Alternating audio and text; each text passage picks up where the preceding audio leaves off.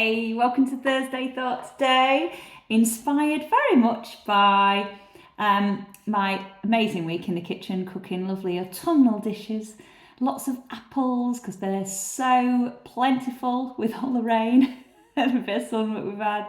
They have thrived this year in the typical British weather, yeah, making some great dishes. It's been wonderful this week, embracing the seasonal change. And yeah, the weather has certainly seasonally changed, hasn't it? It's very autumnal out there. And the other thing that's happened is the moaning started.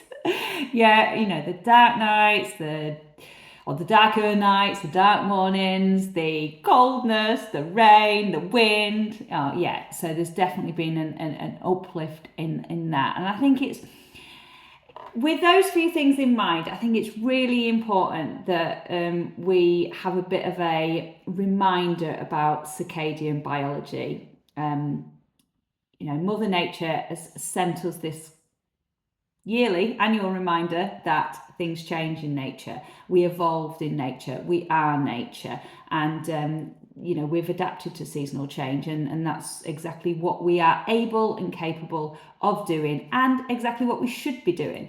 Now, we might be a super clever species and we've invented all these things that enable us to eat 24 hours a day, stay awake 24 hours a day with artificial light, binge watch Netflix all night, not move our bodies, be sedentary, But just because we've invented all those ways in which we can do all those things, it doesn't mean we should, and it doesn't mean it's good for us, because we know it's not. So, autumn coming, the change is here. It's a great opportunity to remind ourselves of our circadian biology and how if you work with it, you feel better, you prevent illness, you prevent disease, you have more energy. And contrary to pushing water uphill, which is the opposite of when you do all the negative behaviours that make you feel rubbish and your body feels rubbish, so therefore its reaction to rubbish is stress and inflammation and illness and disease, you can choose to embrace your circadian biology and work with it harmoniously. Now, I listened to a great podcast yesterday with Dr Kristen Holmes, and I love it when science backs up what a lot of people, like particularly your grandmas, have been saying forever. So there's been a lot of scientific research, but I want to give you a number because people like numbers. 67 minutes per day is their recommendation, scientifically backed up recommendation to, as a healthy human, what you need to spend outside in natural light per day to optimize your psychological and physiological health, so your mental and physical health. 67 minutes per day. Now, we've created this lifestyle where that's a lot harder. So as the autumn changes, again, that's going to be something that people find a little bit more challenging. Now, obviously, when you've got kids and when you've got animals, they sort of help you do that, because kids need more time outside. They need over 2 hours. Animals need walking, dogs need walking. So how can we create or make sure and we prioritise as this season changes and all the challenges come in with the weather and the darker nights and evenings, darker nights and darker mornings, I should say.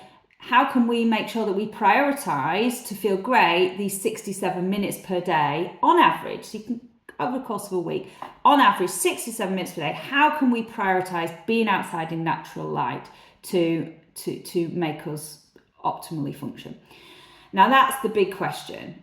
Now, obviously, getting out, as we know, before 10 a.m. to work harmoniously with your hormones and the cortisol that you've got is optimal, but you can bookend the day. You can really, really embrace that. So 67 minutes per day. How can you do that? It's really, really important to our health.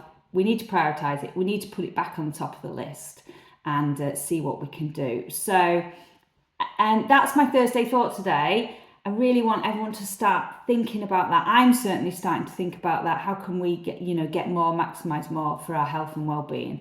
It's significant, and obviously it involves massive things like making sure that you prioritize sleep and the sleep wake up time, sleep and your wake up times, and you do all those other things. But 67 minutes, I want that to be the message. How do we get 67 minutes a day outside? So I'm going to go for my run now and get at least 40 in, because I'll be doing school run later, so that'll give me another 30. But yeah, 67 minutes per day. How are you going to do that? What do you need to change to do that? How do you need to put that back on the priority list for your health, for illness prevention, to live your best life? And that's what it's all about, isn't it? So happy Thursday, everyone. That's what I'm thinking about. Now I'm going to make you think about it too. Take care.